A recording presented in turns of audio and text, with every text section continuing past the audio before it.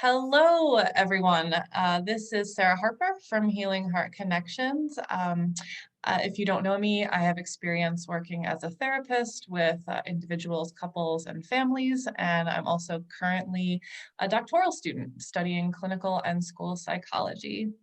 So today, I'm super excited. Today, we are going to be talking about multicultural competency when working with BIPOC and Latinx clients, with a special focus on protective factors and fostering or promoting racial resilience in adolescents.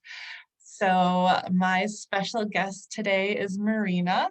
Marina's been a good friend of mine ever since we sat next to each other in our very first Intro to Counseling Theories class.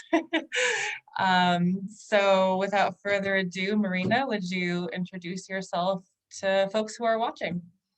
Absolutely. Thank you for having me. So my name is Marina Pannell, and I am currently a family therapist, but also working with individual children, adolescents, and adult clients as well. But particularly, my work with family therapy is going to be with families who have an adolescent, so adolescent stage of the family life cycle, and some new families, emerging families. So some of the therapy services I provide are behavioral support and working with families in co-regulation for kiddos who have either gone through some trauma or families who have gone through some trauma.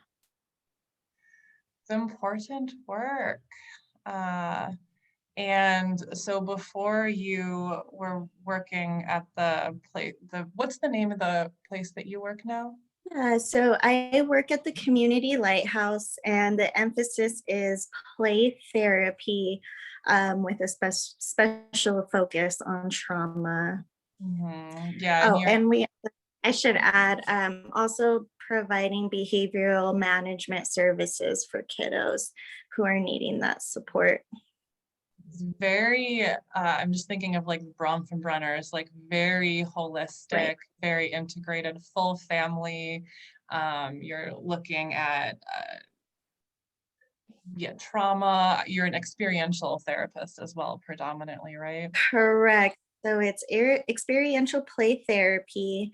And the beautiful thing about the work I've been able to do at this agency is that since I started seeing families, some of these clients are doing their individual work, processing their trauma and play therapy. And then the family comes together and does their work together. Really, really cool stuff.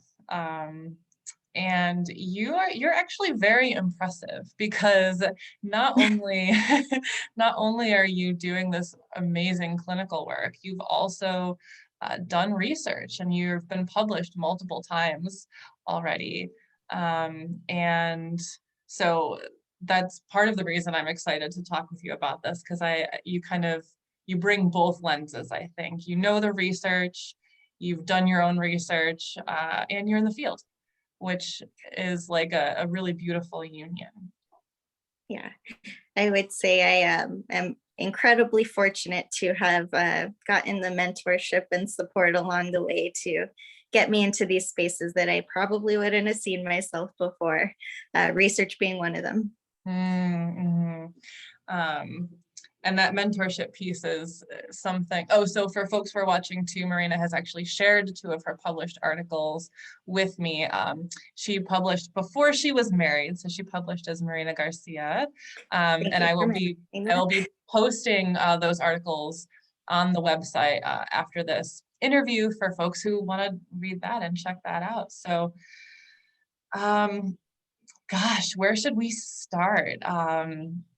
Talk to me about, so I've been thinking a lot and reading a lot, and I think a lot of folks have with, Black Lives Matter, and here in Rochester, with Daniel Prude specifically, a lot of folks have been talking about racial trauma, race-based stress, race-based trauma, both on an interpersonal level and on a systemic level. And then this other question emerges is like, okay, well then, like, what does racial healing look like in these contexts, and what does racial resiliency look like in these contexts? And you had said to me before, rather than an over focus on the deficit model, where's the protective factors model, right? So how would you be willing to start there and just kind of share with folks your thoughts on that? Sure, sure. So I think that a lot of the way I'm going to approach this, not only in my practice and also in research, but just in the general way that I view the human condition, is going to be through the critical race theory framework. And really, the first and most important thing is acknowledging that racism exists, and the way in which marginalized folks intersect, or how racism, gender, class intersect and influence the experience for marginalized individuals. And then going to a systemic focus, marginalized families and cultural groups. And of course, not putting anyone in a specific group, but looking at the word intersect and how these different contexts, dominant discourses, are going to influence not only how we walk through the world and see the world, but also how the world sees us sometimes, and breaking those down. Um, I think the second important thing is folks, BIPOC individuals, people of color, adolescents who identify as something other than white, would um, they're the experts here. So they're the experts on their experience. They're the experts on their narrative, their story. And so, looking at that as they have the expertise, the knowledge, and the competency um, to give richer stories, to break down these dominant discourses. And what I see as dominant discourses also constraining to the story they want to develop. So, just giving them that foundation of they're the expert here. I think the other thing is just, coming from a place of acknowledging our own values, beliefs, cultural backgrounds that can influence the way we see the world when we come into a therapeutic space with a client. Yeah, and I think that when I think of racial resilience, there's a few things that come up in my mind. First thing that I think of is identity, not just identity in one sense of like, these are the things that are most salient, but also identity it can be what they define it to be. So bicultural identity, and identity also entails, race, ethnicity, all of, we can go beyond that, but focusing on race and ethnicity for now is, I think that creating that and having that space to, process the cultural identity that we had as we were raised, our family's cultural identity. And then moving into adolescence, of course, is going to be, so the way that socialization and US culture, those things coming together. I think of racial resiliency as having the empowerment to share one's story, to be able to impart those stories with one another in a space where it's honored and held and built off of. I think of racial resiliency as a sense of empowerment and also the values of wanting change, the values of,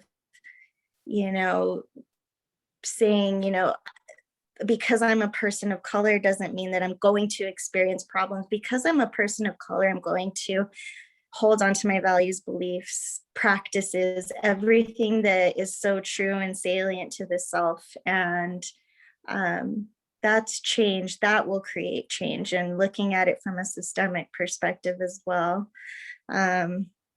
I think those are the main things. I mean, I think of also racial resiliency as having, attuned and empathic conversations with one another. All of those things, being able to have that connection, attachment, not just to culture, but to one another, even from different cultural backgrounds. I think all of that is racial resiliency. Beautiful. I'm like getting chills listening to you. Um, eh, Listening to you talk about, okay, they're the experts of their story, right? And how the dominant discourse for so long, um, other like white society has been telling stories about them, right? And like the power in amplifying voices, the power in being able to share their own story in their own words, in their own way. It sounds like is really is it, would you say that's part of resiliency? Would you say that's part of healing on like a systemic or personal level? Like,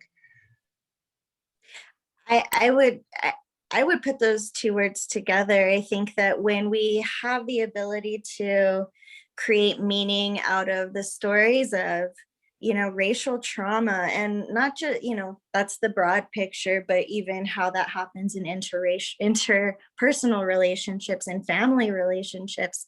I think that healing those generational wounds, healing racial trauma through meaning making of, creating coherent narratives, breaking down the ones that were socially constructed and we didn't make ourselves. So I think that healing and resiliency are kind of hand in hand. And what are the resiliency factors that make us or help us move through that healing process? And taking that healing and moving forward, because where we can't necessarily change everything on the big dominant discourse end of things, what we can do through our healing to change the way we interact with these systems, and we influence and change the systems that we do interact with on a daily basis. yeah, and it sounds like, and correct me if I'm wrong, that's part of when you were saying, being sort of in touch and carrying that bicultural identity, that in and of itself creates change. Is that what you were talking about? Yeah, and which is why why I'm so passionate about working with adolescents and families at that stage, because identity development, even outside of the context of like people of, I think that's just the adolescent development stage, is formulating that identity, also that desire to belong. And when those two things are together, it's a tough time. I think we all know. I mean, I've heard people say, if you get out of adolescence alive, you're doing pretty damn good. Everything's going to be, that's the hurdle.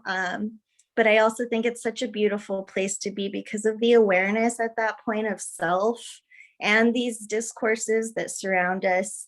And then, taking it back to, of course, Latinx families, adolescents, they navigate far more social systems than their parents usually do because of that acculturation gap.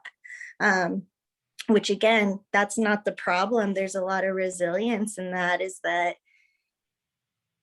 there's such a unity and sense of teamwork in families where there is an acculturation gap, instead of looking at it from the deficit, like what do families with an acculturation gap need so that they can support their adolescent. No, it's, what do they already have?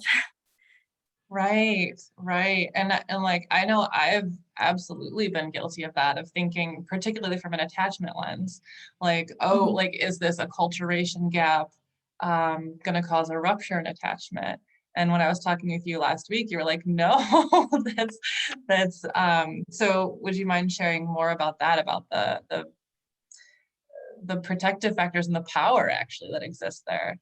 Yeah, sure. So I think first, that I do believe that the acculturation gap should be normalized. I think it doesn't matter how big the gap may be. I think looking at it as a normal part of the family life cycle through a cultural lens, but rather, this isn't a conflict of cultures. This isn't a rejection that the adolescent is making of their family's culture of origin.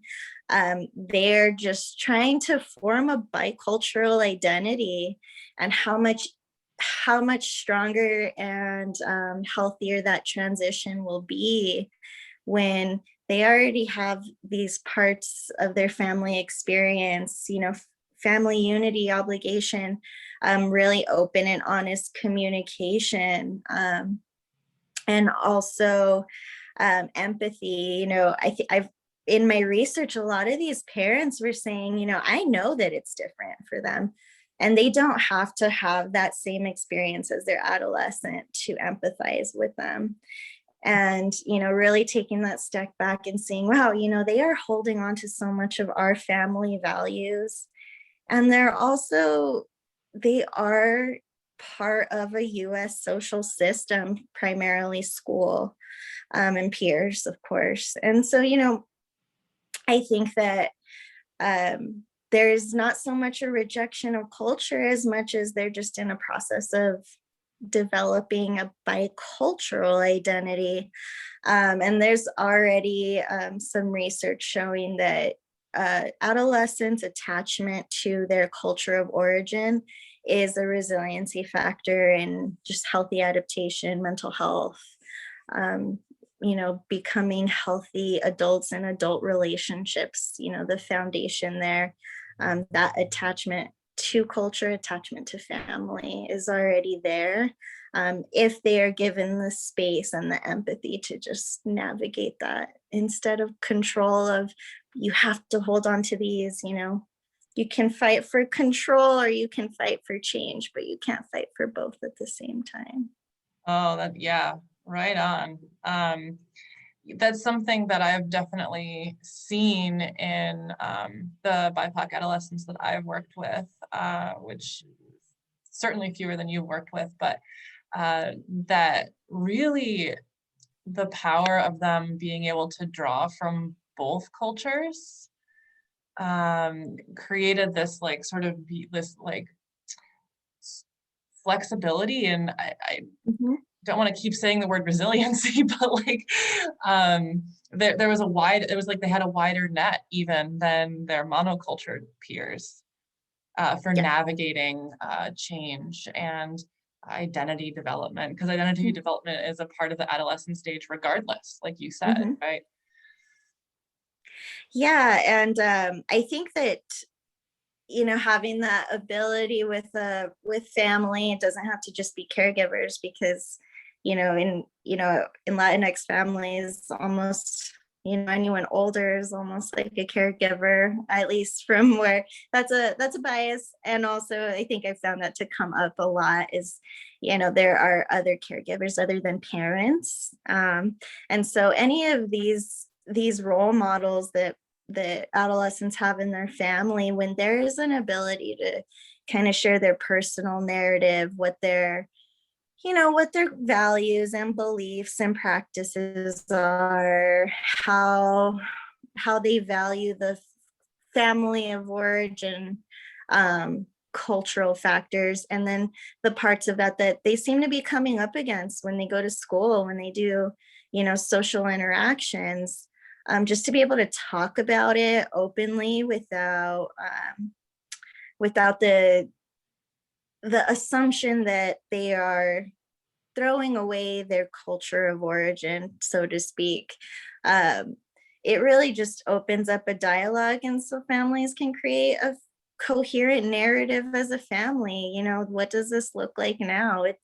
Flexibility is incredibly important in these conversations, and that's mutual. I mean, of course, families, parents who may have immigrated, and maybe they didn't necessarily immigrate, but they don't have to immigrate for there to be an acculturation gap. And so just understanding that there are going to be changes, but that ability to hold communication and trust and empathy in these conversations allows for even an even greater, grander narrative of what this can look like for adolescents, so they can have that healthy identity development. Yeah, Yeah, whenever you talk about adolescence, your face just lights up. Like you get this Yeah. big smile on your face. I mean, you've shared some already, but I would love to hear more about why, what that smile is about, and I'm thinking, adolescent stage of the life cycle.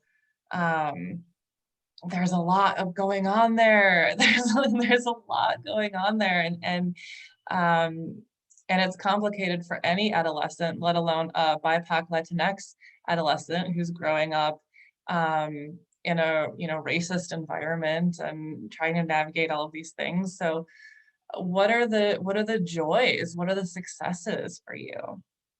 Yeah, I have been fortunate enough to work with predominantly the adolescent demographic, and so I think one thing I appreciate is the way in which they're seeing the world is through two lenses, and it's almost as though that strength, they end up kind of teaching me at times about, what parts of the system they think need to change, and rightly so, and in those moments where they come in and one thing is broaching these identity factors with them, which I know you and I learned in school has been most valuable when I have worked with my adolescent clients, when they know that I am ready to talk about any of those things in the addressing model,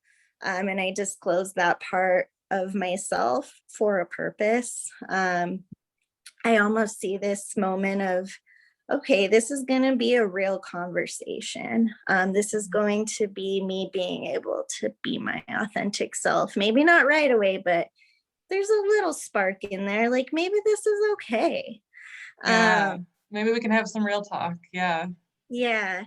And I really enjoy those moments where they start to say, well, this is what I believe in, this is what I value, and this is how I'm enacting it in my day-to-day now. And that's okay. Maybe before I didn't think it was okay, but there was a reason I didn't think it's okay.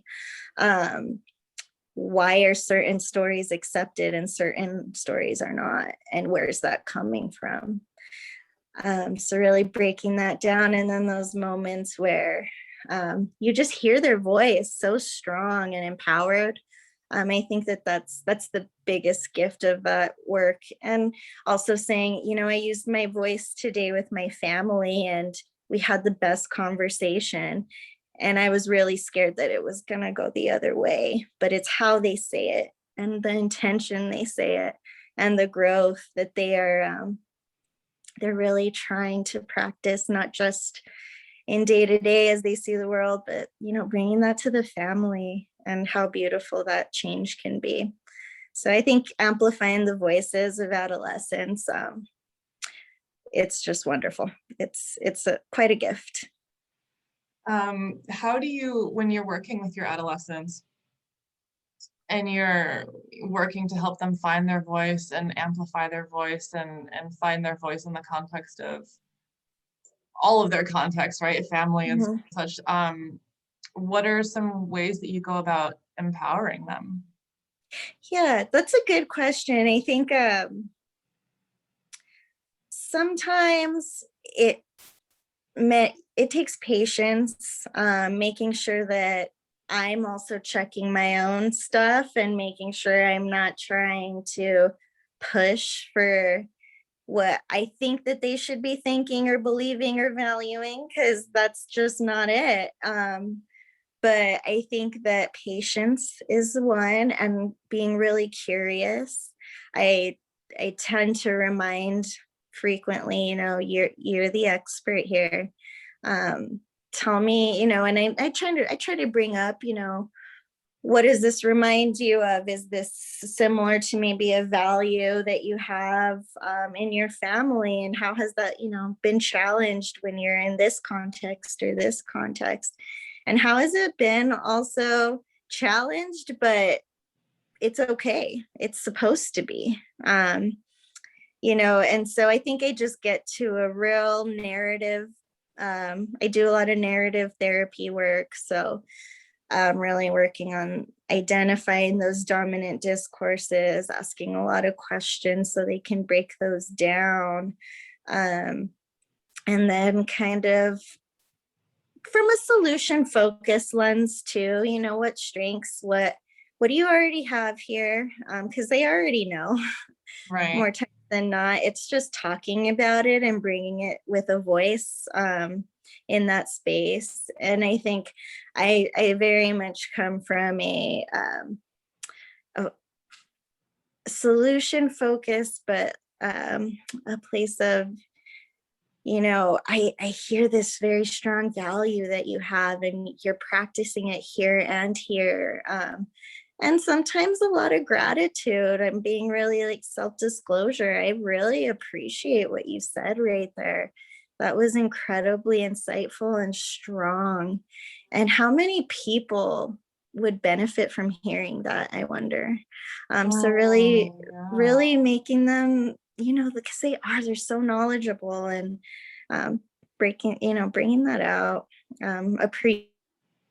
I'm really big on that. And I think also um, just being patient. I got to bring that up again, is being patient, because not all adolescents come into the therapeutic space and are ready to just talk about everything. It takes time. And I think that's also beautiful, is how many adolescents are just given patience and time in the different contexts that they're in. Yeah, I mean, how rare in the adolescent experience to be given that patience? How rare for an adult to tell them they're the expert, Mhm. their story matters. Yeah. And sometimes I push, and when they get mad at me, I'm like, good. What is this about? Because there's some meaning in there. Yeah, so I just think that really validating their experience and their emotions when they come up, even when they're difficult and challenged, and it's hard to be in that space. So yeah, I absolutely value that, and that's something I like to work on parents and caregivers with, is let's find those strengths. And when it happens, those moments when you are incredibly astonished, and those sparkling moments like in narrative therapy, when they happen, how are you holding that together as a family and being with that moment, um, especially at that age? Yeah, I mean at all ages, but that's the age I very much value. I think that it's crucial too, because they got so much knowledge. They really do. Yeah. I have like, for everything you say, I have like 12 questions. I'm like taking notes. But, so something you said a few minutes ago was that the the thing that we were taught in our master's program was, to broach identity right away. Mhm. And you said that you found it to be most helpful with adolescent populations. So maybe, well, for folks who haven't been trained in that, could you just give like the sort of explain like the quick and dirty version, if you will, of like what you mean by that? And then I'm also curious why you say it's been the most effective with adolescents. Yeah. So broaching in a nutshell is really self-disclosure with intention at the very front end. So the dressing model is going through a solid list of identity factors. Of course, there's more than that. But also, disabilities, invisible seen, race, ethnicity, immigration status, religion, spirituality, sexual orientation. Um, I'm probably missing some, but those are like the ones that come to mind right away. But you're basically going through and saying, based on these factors, this is my experience. And then the intention is that it will kind of take those guards down a little. Wow, this therapist for one is a real person. This isn't going to be a formulated hour every week. I also think it's beneficial because, there's a vulnerability in that. If I'm expecting a client to come in and be vulnerable and disclose all these parts of their identity, then you know what? I think I owe them that as well. And so basically that's what it is, just kind of saying this is my deal. This is who I am. Of course, be intentional about it. Self-disclosure should always be intentional. But there's a purpose for it. And so I think what I've noticed with adolescents is going through some of them has been like I don't know, there's almost like this moment of surprise for one. I think that in my experience, more oftentimes than not, I think there's certainly exceptions, but a lot of times they're getting into therapy because their parents want them to, or their caregivers want them to. Right. Yeah. So already it's like, okay, I have to be here. And then it just really, to me, it's like it opens up conversation, a level of comfort. And then they always go through the exact same factors that I went through for themselves. I don't think it's very often that they leave any out. So they're just, and then it just allows me to say, okay, this is part of their experience, who they are as people. And it's just a good way to start it off. And I tend to notice a level of engagement that is opened up because of it. So broaching, yeah. Broaching, yeah.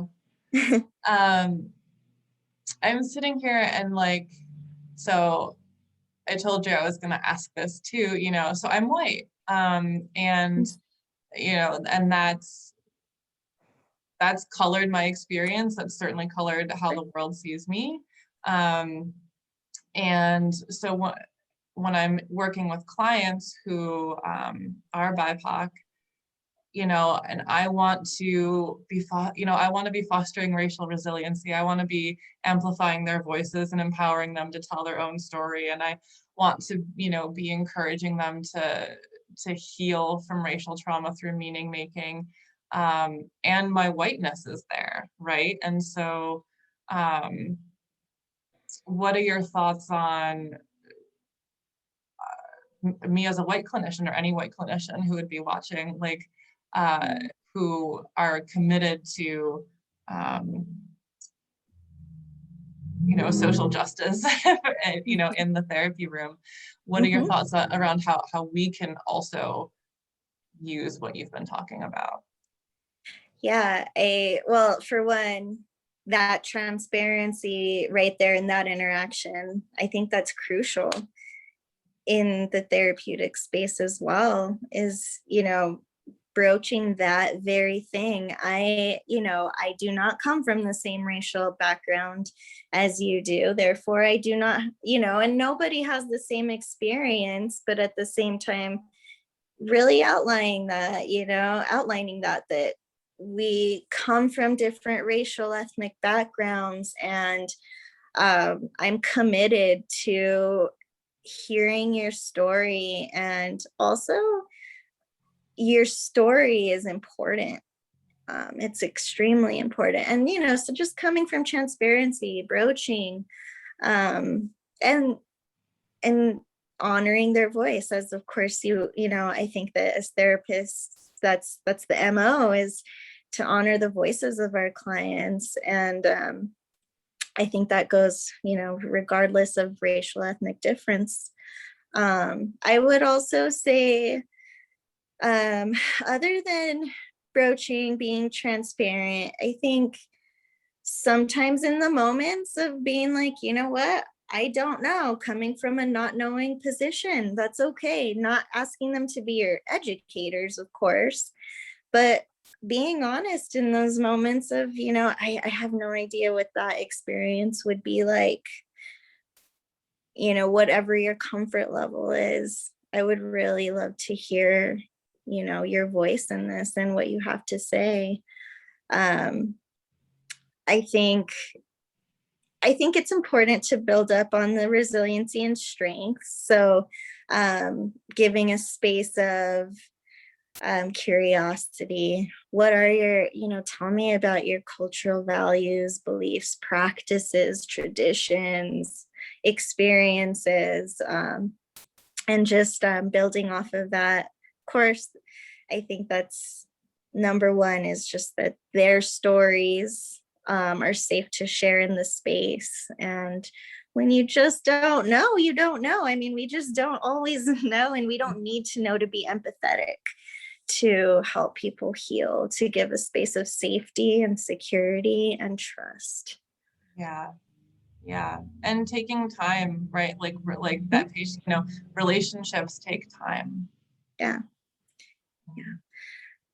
I think that if that's the start, at the very least, we're letting our clients know we're not trying to impose or lead, but we are trying to listen and at least help them, sparse out the narratives and build up on the narrative that they want to have for themselves. Right back to they're the expert. Yeah. And I'm big on narrative therapy. And when I talk about race, really any race, ethnicity, class, any cultural factors, I really do like to use the narrative therapy and critical race theory approach. Yeah, for sure. I'm going to veer off topic a little bit here. So so I was talking with someone the other day about how, so last month was Black History Month, and there was sort of like I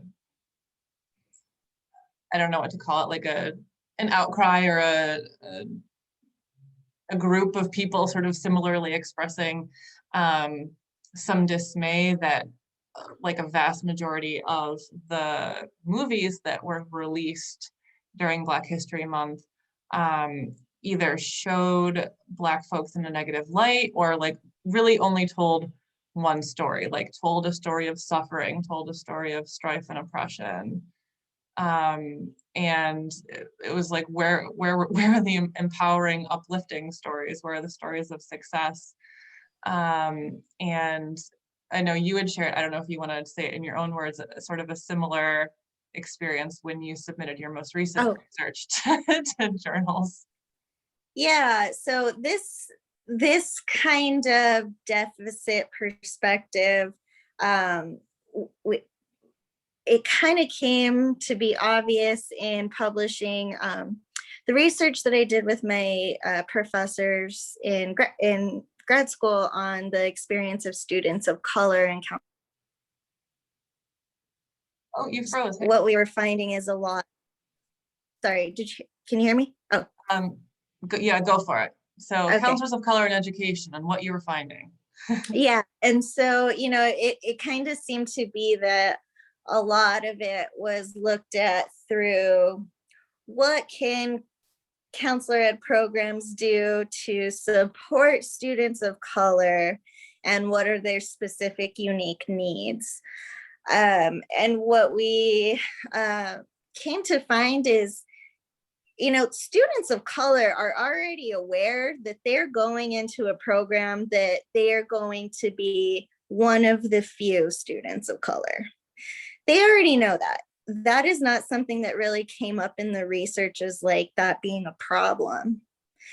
The strength-based perspective is that students of color, they already have a value and drive and motivation to not only diversify the field, but to make sure that there are therapists and mental health providers who are multiculturally competent to serve their communities of color, to serve,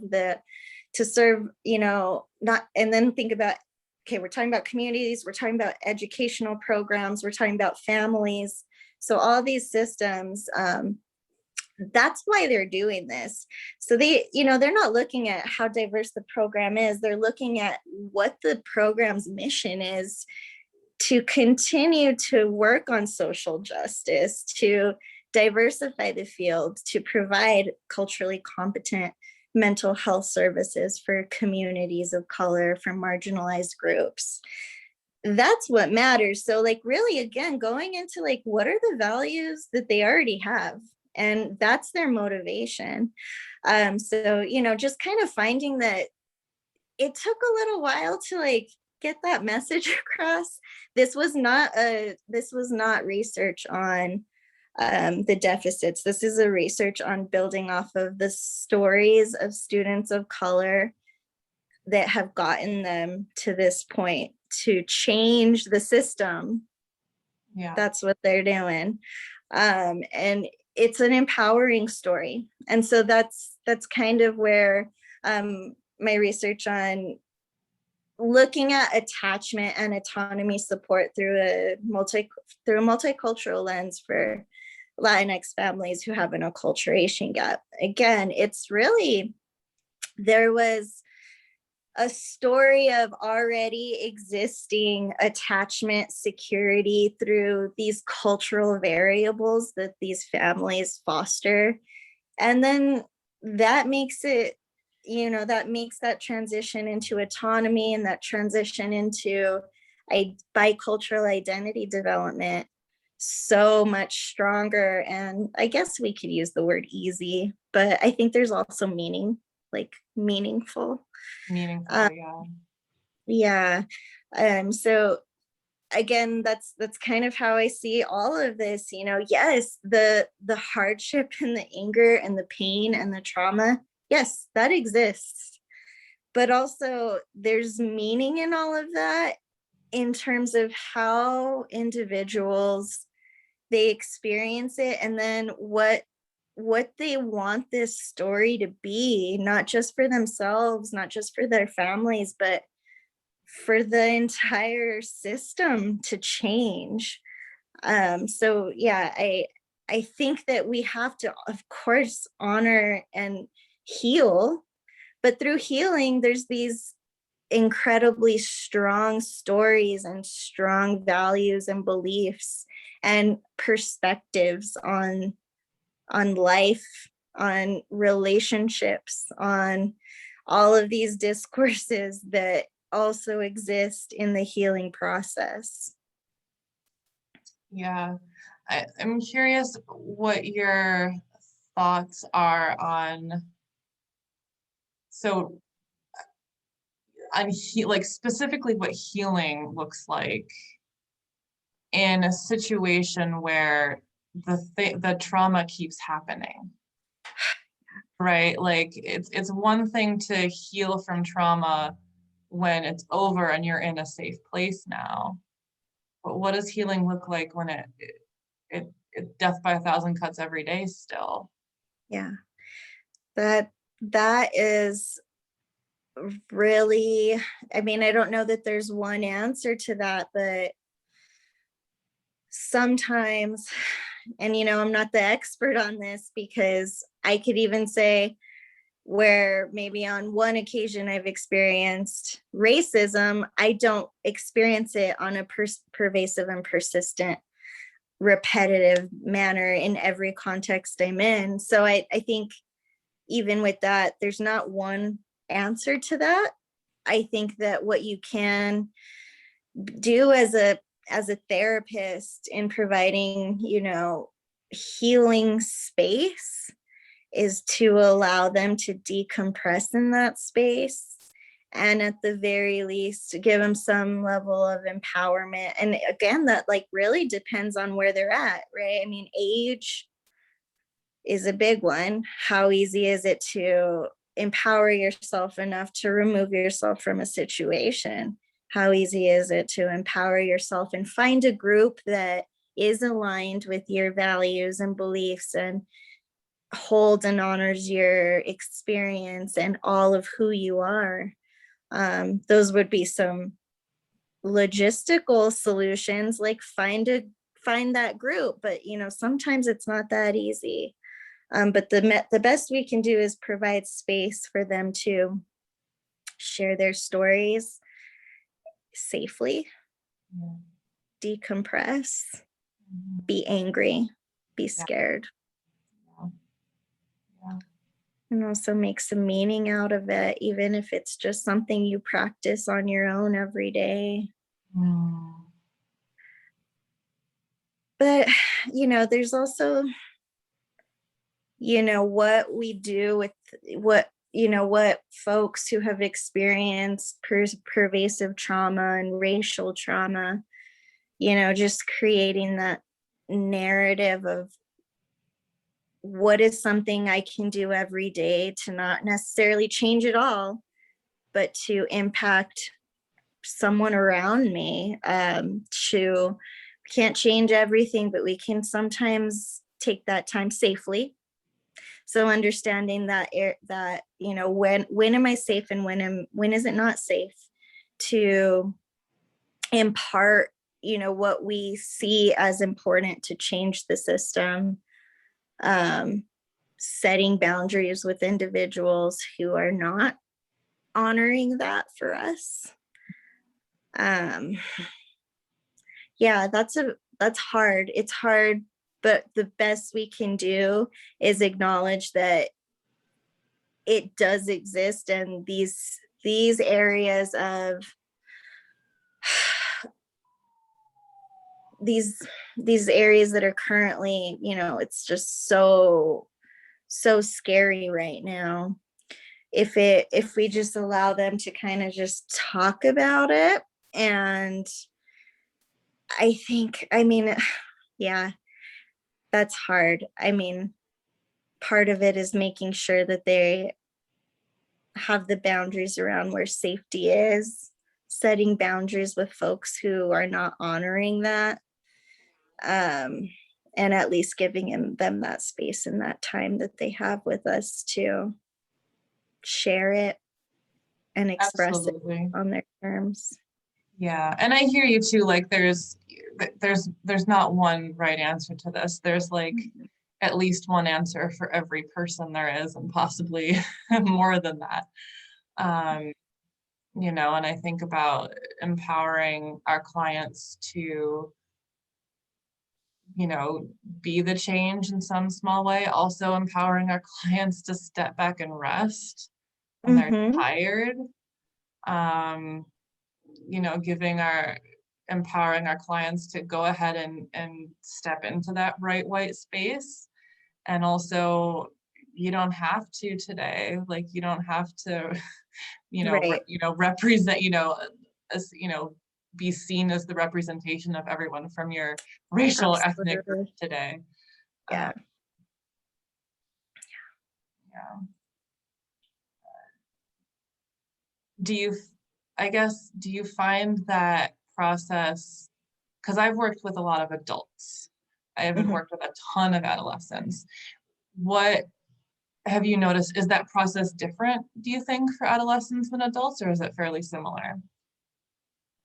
You know, so part of me says it's different in that the first context they're going to exercise that voice is going to be with their family system. And then there's the significant social aspect of like peers and friendships. So I think in that way, I think also in some ways it's kind of new because their awareness of what's going on in the world is it's I'm not going to say that it's surprising, but in some ways it's kind of new. It's starting to happen where they're starting to see themselves in the context of these different spaces. And so in that way, I don't know if it's more of a like, I'm trying to figure out who I am, and I'm trying to figure out who I am in this racially energized system that we're in. So there's like another layer of intensity to it. I don't know if that's the only difference that I can come up with, but I would say that that's definitely real. And then they're exercising that, they're kind of realizing that, wow, like some of these things are different from my family, and kind of navigating those spaces. Yeah. Yeah. Um, and I think your enthusiasm is contagious, and that like, I just, I also feel like an excitement of like the capacity of adolescence. Like there's just so much, they're like, so there's so much energy and so much creativity and so much newness, that like, you know, the next generation can really bring in. Mhm. Yeah, and the other thing is adolescents, they're children. They are Yeah. still children. And they still need nurturing, and they still depend on their parents and caregivers. And they are also becoming more autonomous and Mhm. really figuring out how relationships should be and could be and what they want them to be. And they still have attachment needs big time with their Right. parents, caregivers. Right. Yes. And I think that's such an important thing to remind parents, because I've certainly, not all parents, of course, but I've certainly encountered parents who feel like because their teenagers are expressing more autonomy, maybe being more grumpy, maybe saying things like, I don't want your advice or whatever, that they think, oh, I should just become hands off. And it's like, no, that's not. There's got to be a balance there. Yeah. Yeah. um, and finding that balance as a family. As a family, yeah. So I'm going to give you the infamous what else question. What else? What have I not asked you? What have we not touched on that's important? Yeah, I think going back to adolescence in the family, really finding that balance of cohesion, like we just talked about, So, what does it look like to be more flexible in the boundaries? Because, yes, we need to, they need to be supported in autonomy development. Because the thing with that is, if they are able to hold on to their values and beliefs in a healthy way, and they're healthy and they're not harmful to themselves or anyone else, I think that being able to provide that space and letting them exercise that, that's going to be what is a protective factor when they start to when they're moving into adulthood. They're finding adult relationships, because they're at an age where they're exercising autonomy, but they're looking for a sense of belonging and to belong and to have that identity. But also, both are equally important. But if they can exercise that autonomy within the family system first, when they go out into other social systems, they can have that volition to hold on to their values and beliefs, even in spaces where they really want to belong, but they're not compromising, So compromising those values and beliefs and taking that back to culture too, you know, we're giving them the foundation to practice those things at home, because if they don't, then that's where that sense of belonging becomes number one and priority of wellness and mental health and all those things that are important. They kind of go by the wayside, and they can. So it's just such an important age. I would say that's the main thing, is really looking at that through a cultural perspective, but also just a adolescent development perspective, balancing connection and autonomy. Mm, balancing connection and autonomy. Beautifully said. Yeah, yeah, that's it. So, wow, this has been really, really great. Marina, I'm so glad you came on. Thank you so, so much for meeting with me and letting me record you. Of course, it was a pleasure. Thank you for having me. Exactly. So once again, I'm going to be posting Marina's articles on the website. Um, and Marina, until next time, thank you so Thank you. much.